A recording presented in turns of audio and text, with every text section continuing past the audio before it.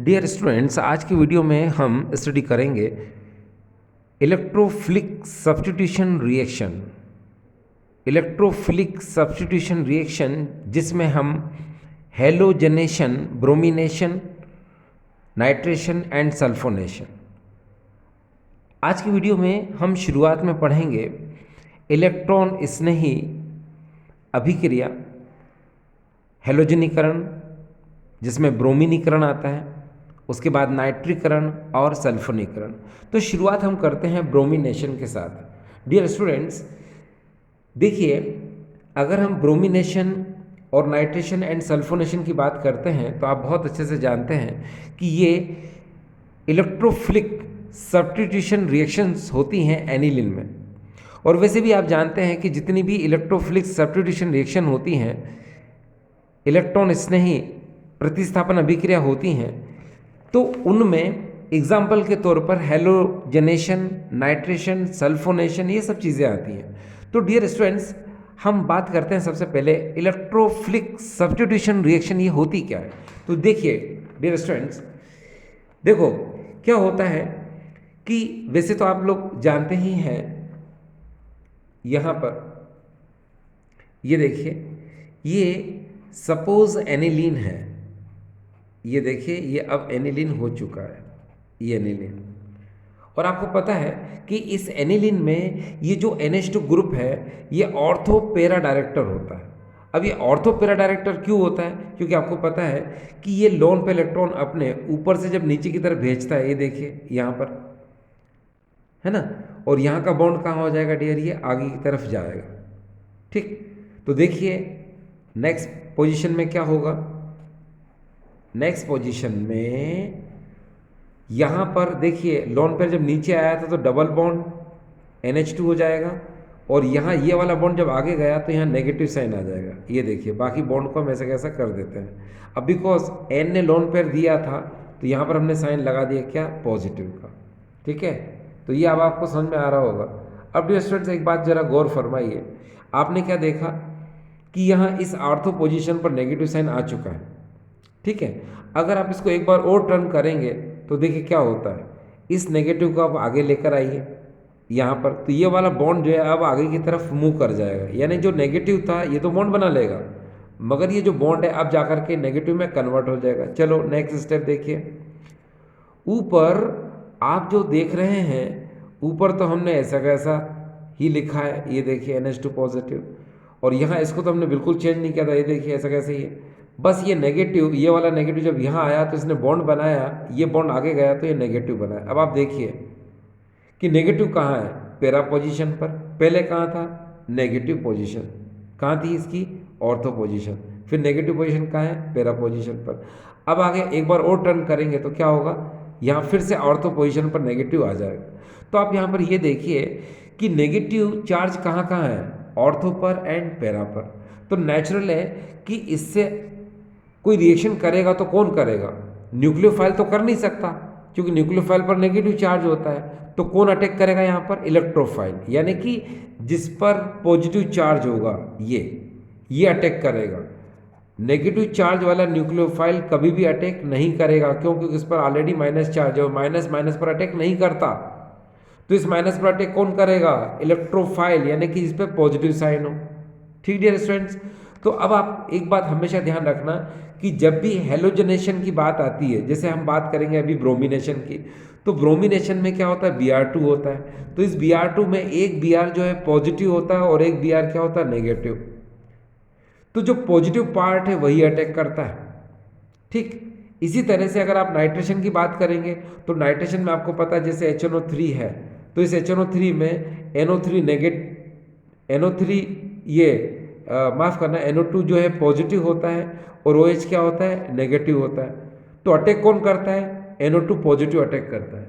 Similarly इसी तरह से अगर आप H2SO4 की बात करेंगे तो यहाँ पर अगर हम सल्फोनेशन को देखें तो यहाँ पर SO3H जो है पॉजिटिव पार्ट है, यही अटैक करेगा, और OH नेगेटिव जो है ये अटैक नहीं करेगा। तो एक बार फिर से सुनिए, हेलोजनेशन में Br पॉजिटिव, नाइट्रेशन में NO2 पॉजिटिव और सल्फोनेशन में SO3H पॉजिटिव ही अटैक करता है, यानी कि पॉजिटिव पार्ट ही अटैक करता है। तो तो इसको हम लोग बोलते हैं इलेक्ट्रोफिलिक सब्स्टिट्यूशन रिएक्शन, इलेक्ट्रॉन स्नेही प्रतिस्थापन अभिक्रिया।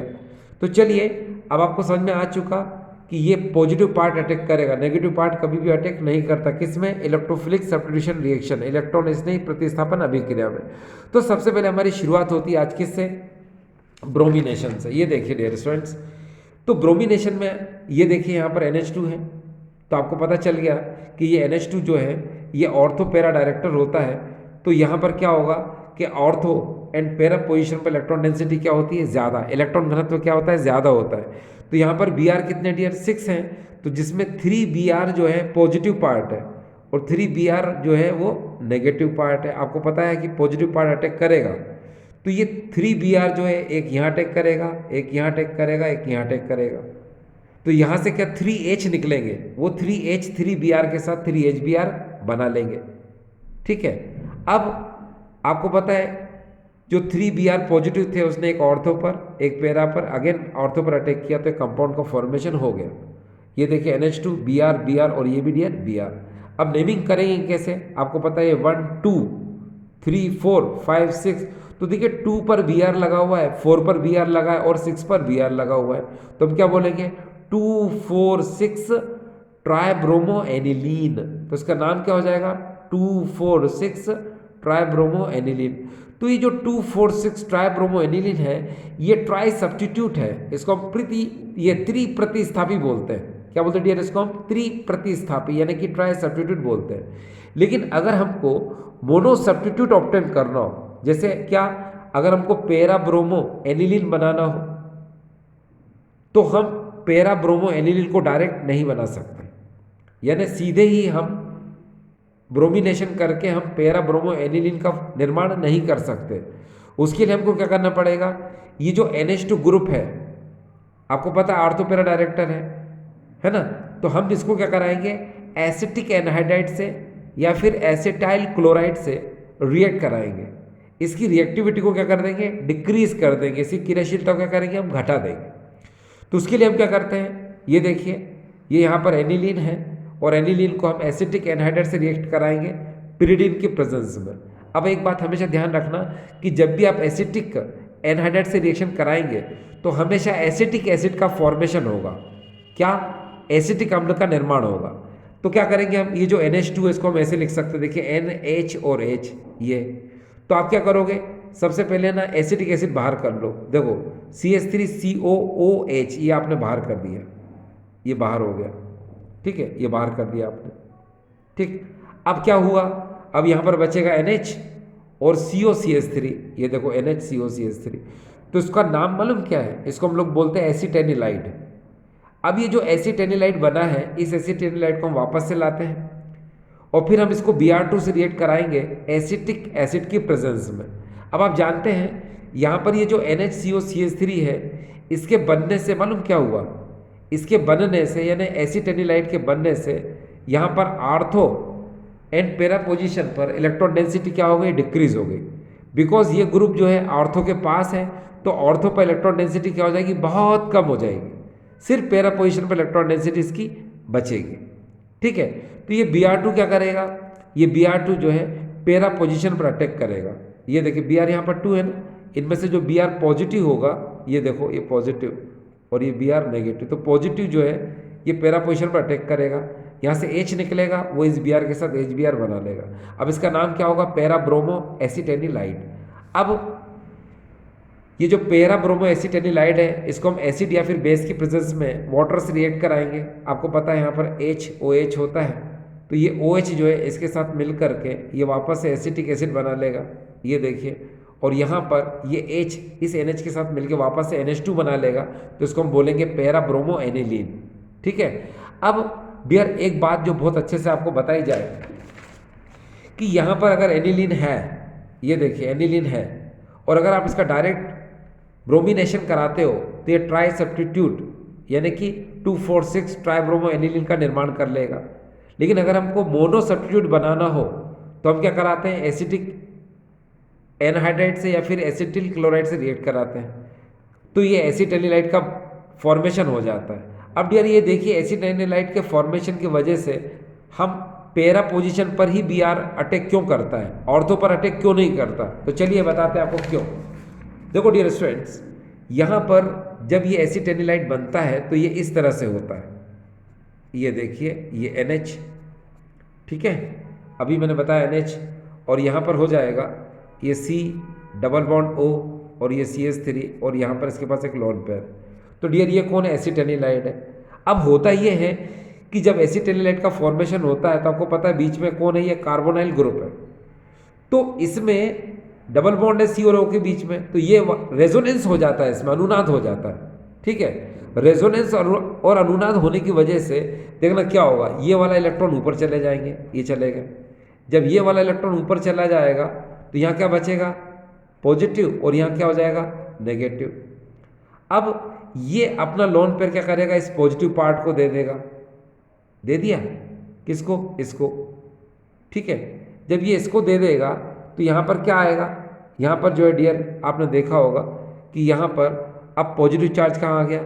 यहाँ आ जाएगा, आ गया, और यहाँ क्या आ जाएगा? डबल बॉन्ड आ जाएगा, ठीक। तो आपने यहाँ पर कुछ चीज़ देखी कैसे हुआ? यहाँ पर देखिए ये रेजोनेंस का साइन,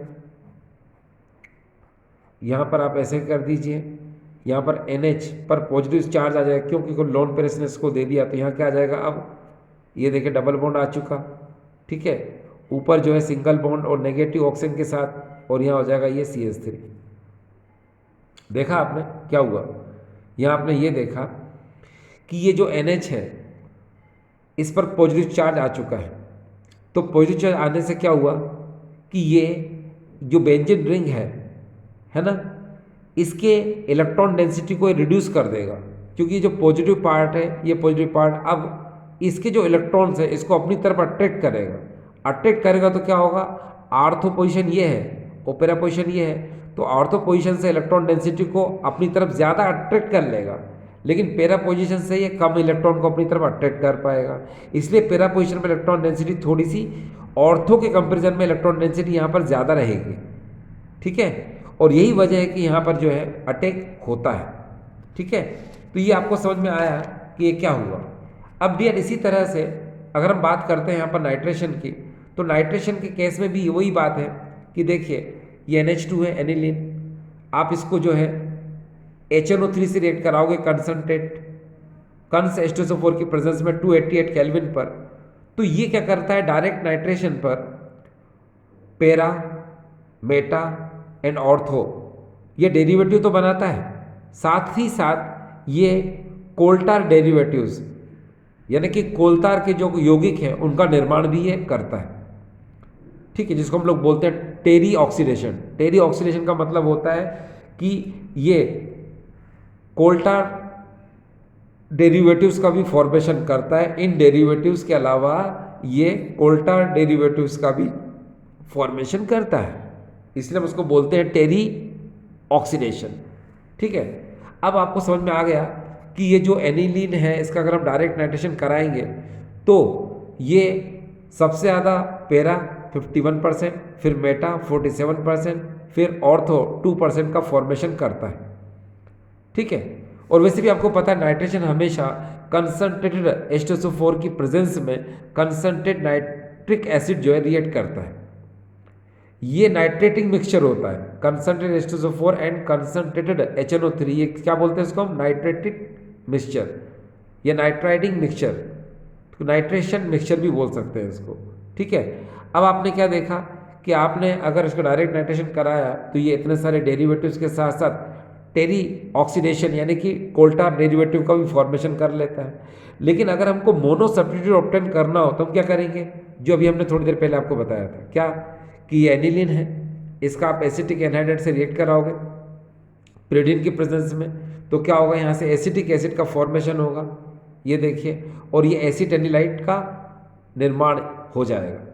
अब ये एसिटेनिलाइट फिर से आएगा और यहाँ पर ये जो HNO3 है कंसनट्रेट, इसको खोलो आप, कैसे? इसको आप ऐसे खोलेंगे NO2 पॉजिटिव और OH नेगेटिव में, तो ये जो NO2 पॉजिटिव है ये अटैक करेगा कहाँ पर? इस पैरा पोजीशन पर, यहाँ अटैक करेगा, यहाँ से H निकलेगा, वो H इस OH के साथ H2 बना लेगा, ये देखिए, और यहाँ पर ये बन जाएगा पैरा नाइट्रो एसिटेनिलाइट। अब ये जो पेरा नाइट्रो एसिटेनिलाइट बन जाएगा, ये देखो उसको वापस से लाते हैं हम और इसका हाइड्रोलिसिस कराते हैं एसिड और बेस की प्रेजेंस में। H2O का मतलब होता है H पॉजिटिव और OH नेगेटिव। तो होगा क्या यहाँ पर, आपको मैंने बताया था कि OH नेगेटिव के साथ ये CH3CO बाहर निकल जाएगा और बना लेगा एसिटिक एसिड। और अब हमको ये जो H वापस से इस NH को मिल जाएगा तो ये बना लेगा क्या, पैरानाइट्रो एनिलीन। तो ये देखिए पैरानाइट्रो एनिलीन का फॉर्मेशन हो जाएगा, ये हो गया पैरानाइट्रो एनिलीन। ठीक, अब ये तो डियर था नाइट्रेशन। अब हम बात करेंगे सल्फोनेशन की। तो चलिए शुरुआत करते हैं सल्फोनेशन के साथ। तो सल्फोनेशन हम पढ़ते हैं यहाँ पर। अब सल्फोनेशन पढ़ने से पहले आपके दिमाग में हो सकता है क्वेश्चन क्रिएट हो रहा हो। क्या क्रिएट हो रहा हो, चलो बात बताते हैं आपको कि सर ये एनिलीन है, यहाँ पर एनिलीन तो आर्थो पैरा डायरेक्टर होता है, तो ये ऑर्थो बन रहा है, ठीक है, पैरा बन रहा है, ठीक है, सर ये मेटा क्यों बन रहा है यहाँ पर। तो मैं कहूँ आपसे कि मेटा जो है ये बनता है इसके अंदर। ये कैसे बनता है, तो चलो शुरुआत करते हैं कैसे बनता है। आपको तो ये पता है कि नाइट्रेशन जो है कंसंट्रेटेड H2SO4 की प्रेजेंस में होता है ना। और ये कंसंट्रेटेड H2SO4 का जो H पॉजिटिव होता है उसको ये एनिलीन क्या करता है, अपना प्रोटॉन देकर उसको एक्सेप्ट कर लेता है और एनिलीनियम आयन का फॉर्मेशन करता है। देखिए कैसे, ये देखिए यहाँ पर ये क्या है, एनिलीन है और ये H पॉजिटिव कहाँ से आया, फ्रॉम H2SO4। तो ये अपना लोन पेयर इसको दे करके ये एनिलीनियम आयन, ये NH3 पर देखिए प्लस आयन, ये एनिलीनियम आयन का फॉर्मेशन कर लेता है। अब ये जो एनिलीनियम आयन है ये ऑर्थोपेरा डायरेक्टर नहीं है, ये मेटा डायरेक्टर है, यानी कि मेटा निर्देशक, ये मेटा का निर्माण करता है। और एनिलीन जो होता है ये ऑर्थोपेरा का फॉर्मेशन करता है। ठीक है, तो अब ये एनिलियम बन चुका है और ये क्या होता है, मेटा निर्देशक यानी मेटा डायरेक्टर होता है। तो इसको हम यहाँ लेकर के आते हैं। अब स्टूडेंट्स, अब ये देखिए यहाँ पर ये जो एनिलीनियम आयन है, ये एनिलीनियम आयन कंसंट्रेटेड HNO3 के साथ कंसंट्रेटेड H2SO4 की प्रेजेंस में रिएक्ट करेगा। इस कंसंट्रेटेड HNO3 को खोलो, NO2 पॉजिटिव OH नेगेटिव में खुलेगा ये, है ना। तो होगा क्या, ये NO2 पॉजिटिव जो है मेटा पोजीशन पर अटैक करेगा। ये देखिए मेटा पोजीशन डियर ये है, यहाँ पर अटैक करेगा। ठीक है, एक बार फिर से सुनिए, ये जो है मैं एक बार फिर से क्लियर कर दूँ। यहाँ पर ये देखिए, यहाँ पर ये मैंने इस तरह से बना दिया। आपको पता है मेटा पोजीशन कौन सी होती है, यहाँ, तो ये यहाँ अटैक करेगा। ये यहाँ पर थोड़ा सा आपको नहीं दिख रहा होगा मगर आप समझ जाइए, मेटा पोजीशन पर अटैक करेगा। मेटा पोजीशन पर अटैक करेगा कौन, NO2 पॉजिटिव। तो यहाँ से H निकलेगा, वो H और ये OH मिलकर H2O निकाल देंगे। तो ये देखिए अब आपको यहाँ से बिल्कुल क्लियर दिखेगा यहाँ पर कि NO2 पर ये मेटा ने अटैक कर दिया था, इसीलिए ये मेटा नाइट्रो एनिलीनियम आयन का फॉर्मेशन हुआ। अब इसको क्या बोलेंगे हम, इसको बोलेंगे हम मेटा नाइट्रो एनिलीनियम आयन। क्या बोलेंगे इसको हम, मेटा नाइट्रो एनिलीनियम आयन। तो यहाँ लिख सकते हैं इसको मेटा, ये हो जाएगा यहाँ पर नाइट्रो एनिलीनियम आयन। ये देखिए बन गया। ठीक है, अब आखिरी स्टेप में क्या होगा, ये जो मेटा नाइट्रो एनिलीनियम आयन है इसको हम अमोनियम हाइड्रोक्साइड की प्रेजेंस में हम क्या करते हैं, इसको हीट करते हैं। तो ये प्रोटॉन को क्या करता है, लिबरेट कर देता है। ये प्रोटॉन क्या कर देता है, लिबरेट कर देगा। जब प्रोटॉन को लिबरेट कर देगा तो वापस से क्या हो जाएगा, ये NH2 में कन्वर्ट हो जाएगा ना। तो इस तरह से क्या हुआ, मेटा नाइट्रो एनिलीन का निर्माण हो जाएगा। मेटा नाइट्रो एनिलीन, देखो ये मेटा नाइट्रो एनिलीनियम आयन है, मेटा नाइट्रो एनिलीनियम आयन। जब इसमें से प्रोटॉन निकल जाएगा, H पॉजिटिव निकल जाएगा तो क्या बन जाएगा, ये मेटा नाइट्रो एनिलीन बन जाएगा। ठीक है, क्या बन जाएगा, मेटा नाइट्रो एनिलीन। अब डियर हम एक बात को जरा समझें कि यहाँ पर अब हम नेक्स्ट टॉपिक पढ़ने जा रहे हैं, उसका नाम है सल्फोनेशन। अब डियर देखिए सल्फोनेशन में क्या होता है कि ये एनिलीन है और एनिलीन को हम कंसंट्रेटेड H2SO4 के साथ रिएक्ट कराते हैं। तो ये देखो H पॉजिटिव और HSO4 नेगेटिव है। तो होता ये है कि ये जो NH2 है ये अपना लोन पे इलेक्ट्रॉन दे करके ये एनिलीनियम हाइड्रोजन सल्फेट का फॉर्मेशन कर लेता है। ये देख, इसका नाम क्या है, एनिलीनियम हाइड्रोजन सल्फेट, ये बन गया। अब आप दिमाग से थोड़ा सा सोचते कि यार ये तो सल्फोनेशन है और सल्फोनेशन में पता नहीं कैसी रिएक्शन हो रही है। तो मैं बता दूं आपको कि यहाँ होता क्या है। ये देखिए डियर, सल्फोनेशन में मान लो ये क्या है, ये एनिलीन है। अगर हम बात करें यहाँ पर H2SO4 जो कि एक कंसंट्रेट है, इसको अगर हम देखें तो यहाँ पर ये SO3H और ये OH, ये ऐसे होना चाहिए जिसमें SO3H पॉजिटिव होना चाहिए, OH क्या होना चाहिए इसके अंदर, ये नेगेटिव होना चाहिए। ठीक है, अब ये SO3H क्या करेगा, ये अटैक करेगा। कहाँ पर अटैक करेगा, ये पैरा पोजीशन पर अटैक करेगा। कहाँ पर, पैरा पर। क्यों, क्योंकि ये क्या है, ऑर्थो एंड पैरा डायरेक्टर है। तो ये क्या करेगा, मान लो पैरा पोजीशन पर इसने अटैक किया तो यहाँ से निकलेगा H, ये H और OH मिलके क्या बना लेंगे, H2O। तो इसकी आगे की रिएक्शन देखिए कैसे होने चाहिए, ये देखिए यहाँ पर हो जाएगा NH2, ये हो जाएगा NH2। ठीक है, ये NH2 डियर, ये NH2, और यहाँ पर क्या हो जाएगा, यहाँ पर हो जाएगा ये SO3H, और यहाँ से क्या निकला, H2। रियल में रिएक्शन ऐसे होना चाहिए, है ना। ये ऐसी ही होगी, थोड़ा वेट करो, अभी होगी। कैसे, देखो बता दो कैसे। यहाँ पर ये होता है कि सबसे पहले मैंने बताया आपको, अभी थोड़ी देर पहले बताया था कि ये H2SO4 के प्रोटॉन को एक्सेप्ट करके एनिलीनियम आयन बना लेता है, ये बना लिया इसने। अब एनिलीनियम हाइड्रोजन सल्फेट का फॉर्मेशन हो चुका है, ये देखिए। इतना होने के बाद अब क्या करेंगे, हम इसको 453 से 473 केल्विन पे हीट करेंगे। हीट करने पे क्या होता है कि यहाँ NH3 से H और HSO4 से OH ये निकाल लेता है, यानी वाटर मॉलिक्यूल का क्या करता है, ये यहाँ से रिमूव कर देता है। वाटर मॉलिक्यूल क्या करता है, निकाल देता है।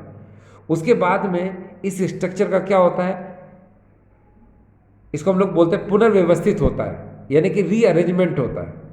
तो जब रीअरेंजमेंट इस स्ट्रक्चर का होता है तो जानते हैं वो इस तरह से स्ट्रक्चर का फॉर्मेशन हो जाएगा।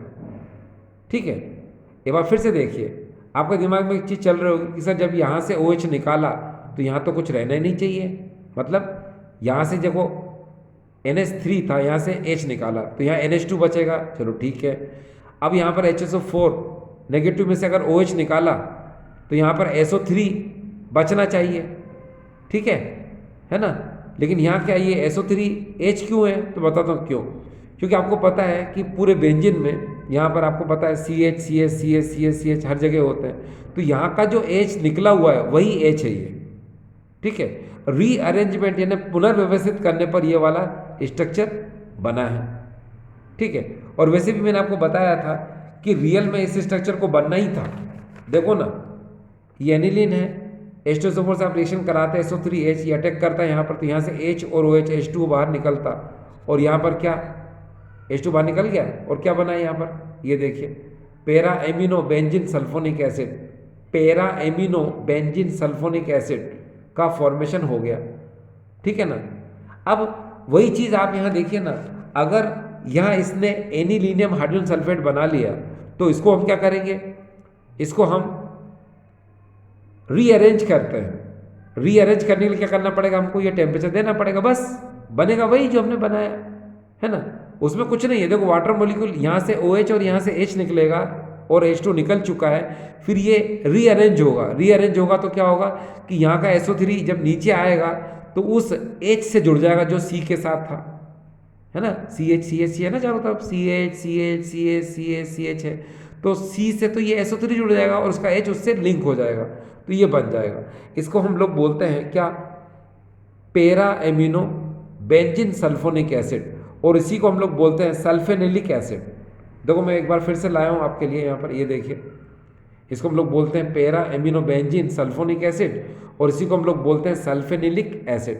अब देखिए इसमें जो NH2 होता है ये बेसिक नेचर का होता है, और यहाँ पर जो SO3H है ये एसिडिक नेचर का होता है। तो होता क्या है कि ये अपना लोन पे इलेक्ट्रॉन जो है ये इसको दे देता है।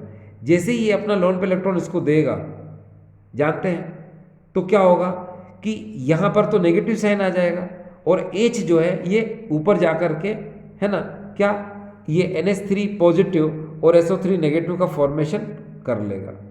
ठीक है, तो ये आपको समझ में आ रहा होगा कि ये कैसे हुआ। अब डियर स्टूडेंट एक काम करते हैं, मुझे लगता है यहाँ थोड़ी सी आपको प्रॉब्लम हो रही है, तो कोई बात नहीं, मैं आपको कोशिश करता हूँ, समझाता हूँ। देखिए डियर स्टूडेंट्स कैसे, नो प्रॉब्लम, लिसन, इसको हम लोग समझते हैं। ताकि थोड़ा क्लियर होना चाहिए। देखो यहाँ पर जैसे NH2 है, ये देखिए, और यहाँ SO3H को आप कैसे कर सकते हैं, ये देखिए S है ना, फिर आप यहाँ पर double bond O, double bond O, और यहाँ पर आप OH ऐसे कर सकते हैं। कर लिया डियर आपने। अब आप क्या करेंगे, यहाँ पर ये स्ट्रक्चर हो गया SO3H का।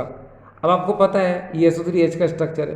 तो यहाँ एक बात को जरा समझना कि ऑक्सीजन जो है, इस यहाँ ऑक्सीजन और OH के बीच में जो शेयर्ड पे इलेक्ट्रॉन है, उसको ऑक्सीजन क्या करता है, मोर इलेक्ट्रॉन नेगेटिव की वजह से अपनी तरफ अट्रैक्ट करता है। ये देखिए अट्रैक्ट कर लेगा, तो जिसकी वजह से क्या होगा, यहाँ पर नेगेटिव साइन आ जाएगा और H पर क्या आएगा, पॉजिटिव साइन आ गया।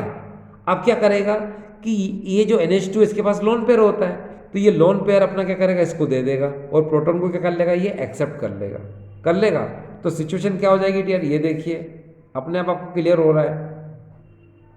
ये देखिए क्या यहाँ पर हो जाएगा SO3 नेगेटिव और ऊपर क्या हो जाएगा डियर, ये देखिए NH3 ये पॉजिटिव हो गया। ठीक है, आ गया समझ में आपको? यस। तो अब देखिए ये एकदम क्लियर हो गया। अब जरा सुनो डियर स्टूडेंट्स, ये जो स्ट्रक्चर आपको मिल रहा है, इस पर आप देख रहे हैं कि NH3 पर यहाँ पर पॉजिटिव और SO3 पर यहाँ नेगेटिव साइन नजर आ रहा है, तो इसको हम लोग बोलेंगे ज्यूटर आयन, और इसी को हम लोग बोलते हैं इंटरनल सॉल्ट। वास्तव में ज्यूटर वर्ड जो है, ये ज्यूटर ये जर्मन लैंग्वेज का वर्ड है, जिसका मतलब होता है हाइब्रिड, यानी कि ज्यूटर जो है एक जर्मन भाषा का शब्द है जिसका मतलब होता है संकरित, यानी कि हाइब्रिड। ठीक है, और इस ज्यूटर का मतलब होता है, यानी हाइब्रिड का मतलब होता है क्या, जब एक ही कंपाउंड पे पॉजिटिव और नेगेटिव साइन दोनों हो, तो उसको हम लोग क्या बोलते हैं, हाइब्रिड, यानी कि इसको क्या बोलते हैं हम, ज्यूटर। ठीक है, और इसी को हम लोग क्या बोलते हैं, इंटरनल सॉल्ट। क्यों? क्योंकि ये बेसिक नेचर का है और ये एसिडिक नेचर का है। बेस और एसिड जब एक साथ होंगे तो क्या होगा, सॉल्ट। तो इसलिए हम इसको क्या बोलते हैं, इंटरनल सॉल्ट।